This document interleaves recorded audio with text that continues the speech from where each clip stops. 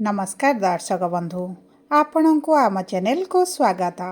आजिर कार्यक्रमटी समस्त सिंह राशि व्यक्ति विशेषों बहुत अधिक गुरुत्वपूर्ण रही।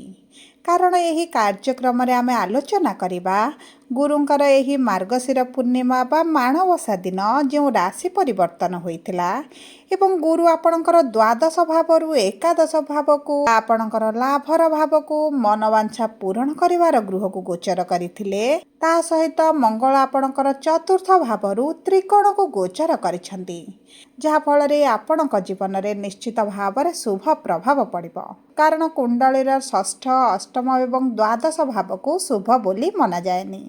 तेणुक गुरु जेहेतु आपणकर द्वादश भाव थिले आपणक जीवन रे उच्च नीच भली परिस्थिति चलीथिला एवं वर्तमान सही परिस्थिति रे आसीबो बड़ परिवर्तन। किंतु आपणकर केउ क्षेत्र रे आसीबो एवं केबेठारु आसीबो एही वीडियो रे विस्तृत भाव रे आलोचना करिबा।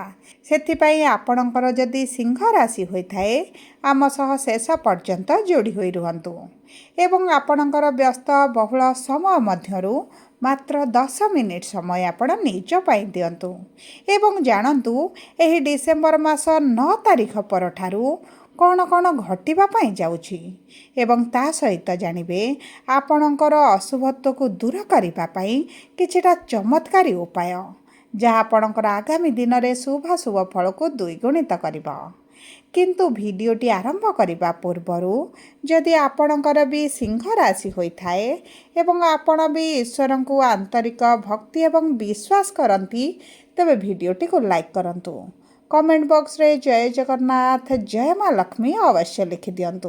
ता सहित आम सह जोगाजोग करबा पई वीडियोर मध्य भाग रे एक व्हाट्सएप नंबर टिए दिया जायछि, जो नंबर साहाय्य आपण आम सह जोगाजोग करी निजर नूतन कुंडली प्रस्तुत करि परिबे, कुंडली विश्लेषण कराई परिबे किंबा आपणकर चाकरी विवाह व्यवसाय प्रेम संपर्क शिक्षा स्वास्थ्य को नहीं किछि समस्या रहितिला ताहार सहजरे एवं स्वल्प मूल्य रे समाधान करि परिबे।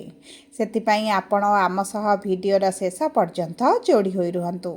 एबे आसंतु कार्यक्रमटी को आग को बढ़ाइबा एवं जानिबा एही 9 तारिख परठारु आपणक जीवन रे कि परिवर्तन हेबाकु जाउछि।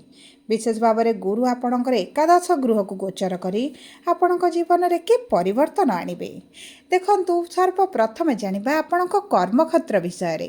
देखंतु कर्मर गृहर स्वामी हेउछंती शुक्र, जे आपणकर चतुर्थ गृह रे 20 डिसेंबर पर्यंत रहिबे एवं आपणकर कर्मर गृह को सप्तम दृष्टि प्रदान करिबे। किंतु मंगल आपणकर चतुर्थ गृह रु पंचम गृह को गोचर करिसंती एवं मंगल सेठारे विराजमान करी आपणकर अष्टम गृह वा शनि गृह को चतुर्थ दृष्टि प्रदान करिबे एवं सप्तम दृष्टि लाभर गृह को प्रदान करिबे, जे कारण आपणक कर्म क्षेत्र रे आपण ऊर्जावान होई कार्य करिबे। आपणकर शनिकर अढ़े चलीथिबा सत्ते मध्य मंगल गुरुंकर गोचर आपणको शुभाशुभ फल प्रदान करिबे। गुरु जेहेतु लाभर गृह रे रहिबे आपणक कर्म क्षेत्र रे दरमा वृद्धि होई पारे, प्रमोशन होई पारे, ट्रांसफर होई पारे किंबा आपणक व्यवसाय रे जो मांदा परिस्थिति चलीथिला सेथिरे आपणकर निश्चित भाव रे परिवर्तन आसीबो। सबुठारु बड़ कथा हला आपणकर जदि नूतन चाकरीर सन्धान रे अछंती, व्यवसाय नूतन भाव रे आरंभ करिबा पई चाहुछंती किंबा व्यवसाय को विस्तार करिबा पई चाहुछंती, व्यवसाय को बढ़ाइबा पई चाहुछंती, तेबे आपणक पई बहुत अधिक शुभ समय रहिछि। कारण गुरु जेतेबेले लाभर गृह रे मनस्कामनार गृह रे विराजमान करंती आपणकर मनोवांछा पूर्ण हेबा आरंभ हुए। देखंतु गुरु जेहेतु शुभ ग्रह जे गृह रे विराजमान करिवे सेठारे शुभ फल प्रदान करिवे। तेणु करी आपणकर अभिलाष मध्य पूर्ण हेबा आरंभ हेबो एवं आपणक भाग्यर गृहर स्वामी आपणक पंचम गृह रे विराजमान करी भाग्यर गृह को दृष्टि देबे। तेणु करी आपणकर भाग्य आपणक साथ देबो। देखंतु आपणकर जदि शनि कुंडली रे खराब अछंती एवं शनिक अढ़ेटी आपणकर बहुत अधिक खराब चलीची तेबे मध्य सेति पई किछटा सहज प्रतिकार आपणको देबी, जहा आपणको शनिक प्रभावरु किछि मात्रा रे आपणको सहाय्य करिवो। किंतु गुरुंकर शुभ दृष्टि थिबा कारणरु ଏବଂ ଶନିଙ୍କ ଉପରେ ଗୁରୁଙ୍କର ନବମ ଦୃଷ୍ଟି ଥିବା କାରଣରୁ ଶନିଙ୍କର ପ୍ରଭାବ ଆପଣଙ୍କ ଉପରେ ଏତେଟା ରହିବ ନାହିଁ। ଯଦି ଆପଣ ରିସର୍ଚ୍ଚ ଫିଲ୍ଡରେ କାର୍ଯ୍ୟ କରୁଛନ୍ତି କିମ୍ବା ଆପଣ କୌଣସି କନଷ୍ଟ୍ରକ୍ସନ ଲାଇନରେ କାର୍ଯ୍ୟ କରୁଛନ୍ତି, ତେବେ ଆପଣଙ୍କୁ ତ ବହୁତ ଅଧିକ ଶୁଭ ଫଳ ପ୍ରାପ୍ତି ହେବ। ଆପଣଙ୍କର ମାନ ସମ୍ମାନ ବୃଦ୍ଧି ହେବା ସହିତ କର୍ମକ୍ଷେତ୍ରରେ ଆପଣଙ୍କୁ ପ୍ରଶଂସିତ କରାଯିବ। କିଛି ଉପହାର ମଧ୍ୟ ଆପଣଙ୍କୁ ପ୍ରାପ୍ତ ହୋଇପାରେ।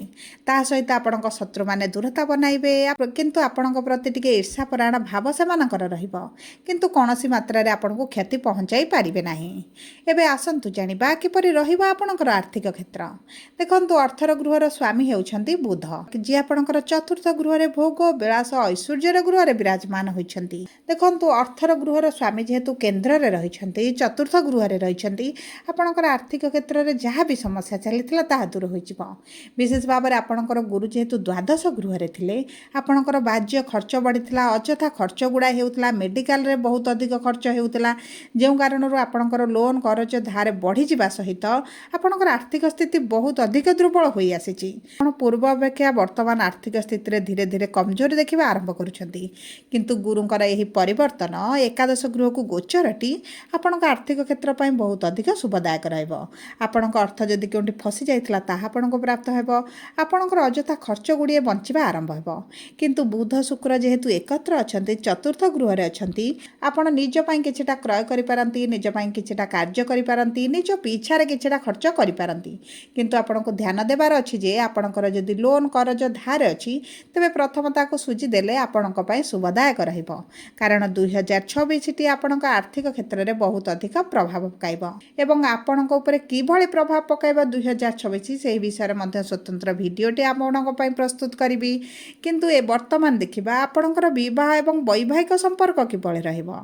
ଦେଖନ୍ତୁ, ଆପଣଙ୍କ ବିବାହର ଗୃହର ସ୍ୱାମୀ ହେଉଛନ୍ତି ଶନି, ଯିଏ ଆପଣଙ୍କ ଅଷ୍ଟମ ଗୃହରେ ବିରାଜମାନ କରିଛନ୍ତି ଏବଂ ବିବାହର ଗୃହରେ ରାହୁ ବିରାଜମାନ ହୋଇଛନ୍ତି ଏବଂ ଗୁରୁଙ୍କର ଦୃଷ୍ଟି ମଧ୍ୟ ଆପଣଙ୍କ ବିବାହର ଗୃହରେ ରହୁଛି।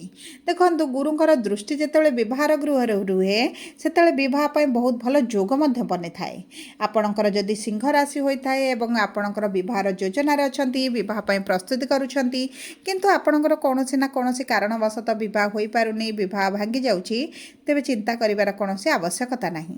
ଆପଣଙ୍କର ଏହି ସମୟ ମଧ୍ୟରେ ବିବାହ ହେବାର ବହୁତ ଅଧିକ ସମ୍ଭାବନା ଅଛି। ତା ସହିତ ଆପଣ ଯଦି ପ୍ରେମ ସମ୍ପର୍କରେ ଅଛନ୍ତି, ତେବେ ଆପଣଙ୍କ ସମ୍ପର୍କରେ ଟିକେ ମନମାଳିନ ମତଭେଦ ବଢ଼ିପାରେ, କିନ୍ତୁ ବିବାହ ଯଦି ଆପଣ କରିବା ପାଇଁ ଚାହୁଁଛନ୍ତି, ତେବେ ମଧ୍ୟ ଆପଣଙ୍କ ପାଇଁ ଭଲ ସମୟ ରହିବ। ଏବଂ ଯଦି ଆମେ ଦେଖିବା ଆପଣଙ୍କ ବୈବାହିକ ସମ୍ପର୍କକୁ, ତେବେ ବୈବାହିକ ସମ୍ପର୍କରେ ଟିକେ ମନମାଳିନ ମତଭେଦ ବଢ଼ିଛି, ଯୁକ୍ତିତର୍କ ଭଳି ପରିସ୍ଥିତି ବଢ଼ିଛି, ଆପଣ ଟିକେ ଅସନ୍ତୋଷ ରହୁଛନ୍ତି, ଆପଣଙ୍କ ସାଥୀଙ୍କ ବ୍ୟବହାରରେ ସାଥୀଙ୍କର ସହଯୋଗ ଆପଣଙ୍କୁ ନ ପ୍ରାପ୍ତ ହେଲା ଭଳି ଆପଣ ମଧ୍ୟ ଅନୁଭବ କରୁଛନ୍ତି। ତେବେ ଚିନ୍ତିତ ହେବାର କୌଣସି ଆବଶ୍ୟକତା ନାହିଁ, କାରଣ ରାହୁ ଆପଣଙ୍କୁ ଭ୍ରମିତ କରୁଛନ୍ତି, ଆପଣଙ୍କ ସମ୍ପର୍କରେ ମନମାଳିନ ମତଭେଦକୁ ବଢ଼ାଉଛନ୍ତି। ତେବେ ଉଭୟଙ୍କୁ ବୁଝିବାକୁ ଚେଷ୍ଟା କରନ୍ତୁ, ଆପଣଙ୍କ ପାଇଁ ଶୁଭଦାୟକ ରହିବ। ଏବେ ଆସନ୍ତୁ ଜାଣିବା କିପରି ରହିବ ଆପଣଙ୍କର ଶିକ୍ଷା ଏବଂ ସନ୍ତାନର ଯୋଗ। ଦେଖନ୍ତୁ, ଯଦି ଆପଣ ସରକାରୀ ଚାକିରି ପାଇଁ ପରୀକ୍ଷା ଦେଉଛନ୍ତି, ଇଣ୍ଟରଭ୍ୟୁ ଦେଉଛନ୍ତି, ଏଣ୍ଟ୍ରାନ୍ସ ଦେଉଛନ୍ତି, ତେବେ ଆପଣଙ୍କର ହୋଇଯିବ। ଏହି 16 ତାରିଖ ପରଠାରୁ ଯଦି ଆପଣଙ୍କର କିଛି ସରକାରୀ ସ୍ତରରେ ପରୀକ୍ଷା ଅଛି, ତେବେ ଆପଣଙ୍କ ପାଇଁ ଶୁଭଦାୟକ ରହିବ। କାରଣ ସୂର୍ଯ୍ୟ ଆସିବେ ଆପଣଙ୍କର ପଞ୍ଚମ ଭାବକୁ ଏବଂ ଆପଣ ଯଦି କିଛି କ୍ଲାସ୍ ପ୍ରମୋସନ୍ ପାଇଁ ପରୀକ୍ଷା ଦେଉଛନ୍ତି, କିଛି ନୂତନ ଡିସିସନ୍ ନେବାକୁ ଚାହୁଁଛନ୍ତି, ବଡ଼ ଡିସିସନ୍ ନେବାକୁ ଚାହୁଁଛନ୍ତି, ତେବେ ମଧ୍ୟ ଆପଣଙ୍କ ପାଇଁ ବହୁତ ଭଲ ସୁଯୋଗ ମିଳିବ, ବହୁତ ଭଲ ସମୟ ମଧ୍ୟ ରହିଛି।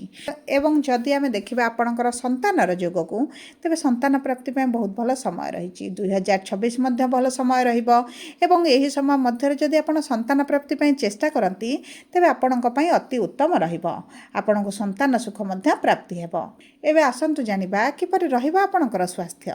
ଦେଖନ୍ତୁ, ସ୍ୱାସ୍ଥ୍ୟ କୁଣ୍ଡଳୀର ପ୍ରଥମ ଗୃହରୁ ଜଣାପଡ଼େ ଏବଂ କେତୁ ଯେହେତୁ ପ୍ରଥମ ଗୃହରେ ଅଛନ୍ତି, ରାହୁଙ୍କର ଦୃଷ୍ଟି ମଧ୍ୟ ପ୍ରଥମ ଗୃହକୁ ରହୁଛି। ଆପଣଙ୍କର ମାନସିକ ଦୁଶ୍ଚିନ୍ତା ବଢ଼ିବ, ମୁଣ୍ଡ ବ୍ୟଥା, ମୁଣ୍ଡରେ ସମସ୍ୟା ଦେଖାଦେଇପାରେ, ବିପି, ଡାଇବେଟିସ୍, କୋଲେଷ୍ଟ୍ରଲ୍ ଉଚ୍ଚ ନିଚ ଭଳି ପରିସ୍ଥିତି ଦେଖାଦେଇପାରେ, ଗ୍ୟାସ୍ ଭଳି ସମସ୍ୟା ହୋଇପାରେ, ଡାଇଜେସନରେ ସମସ୍ୟା ହୋଇପାରେ, ବାହାର ଖାଦ୍ୟ ଖାଇବା କାରଣରୁ ଆପଣଙ୍କୁ ବିଭିନ୍ନ ପ୍ରକାର ପେଟର ସମସ୍ୟା ଆପଣ ଦେଖିପାରନ୍ତି।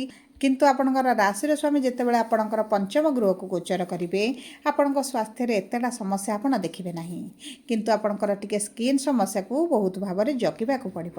କିଛିଟା ଇନଫେକ୍ସନ୍, ଆଲର୍ଜି ମଧ୍ୟ ହୋଇପାରେ। ସବୁ ପରେ ଅଶୁଭତ୍ୱକୁ ଦୂର କରିବା ପାଇଁ, ଶୁଭାଶୁଭ ଫଳକୁ ବୃଦ୍ଧି କରିବା ପାଇଁ ପ୍ରତିଦିନ ସୂର୍ଯ୍ୟଙ୍କୁ ପ୍ରାତଃ ସମୟରେ ଜଳ ଅର୍ପଣ କରନ୍ତୁ। ଗାଈଙ୍କୁ କିଛିଟା ଗୁଡ଼ ଖାଇବା ପାଇଁ ପ୍ରତିଦିନ ଦିଅନ୍ତୁ। ତା ସହିତ ହନୁମାନ ଚାଳିଶା ପାଠ କରନ୍ତୁ ଯେହେତୁ ଶନିଙ୍କର ଅଢ଼େଇ ଚାଲିଛି ଏବଂ ସନ୍ଧ୍ୟା ସମୟରେ ଶନିଙ୍କର ବୀଜ ମନ୍ତ୍ର ପାଠ କରନ୍ତୁ। ଏହା ଆପଣଙ୍କ ପାଇଁ ବହୁତ ଅଧିକ ଶୁଭଦାୟକ ରହିବ। ଯଦି ଆପଣଙ୍କର ସିଂହ ରାଶି ହୋଇଥାଏ ତେବେ ଭିଡ଼ିଓଟି କିଭଳି ଲାଗିଲା କମେଣ୍ଟ ବକ୍ସରେ ଲେଖି ଜଣାନ୍ତୁ। ଯଦି ଆପଣଙ୍କ ପ୍ରିୟଜନଙ୍କର ସିଂହ ରାଶି ହୋଇଥାଏ ଭିଡ଼ିଓଟି ତାଙ୍କ ସହ ସେୟାର କରନ୍ତୁ। ଯଦି ପ୍ରଥମ ଥର ଆମ ଚ୍ୟାନେଲକୁ ଆସିଛନ୍ତି ଚ୍ୟାନେଲଟିକୁ ସବସ୍କ୍ରାଇବ୍ କରନ୍ତୁ। ପାଖରେ ଥିବା ବେଲ୍ ଆଇକନ୍କୁ ପ୍ରେସ୍ କରନ୍ତୁ। ଧନ୍ୟବାଦ।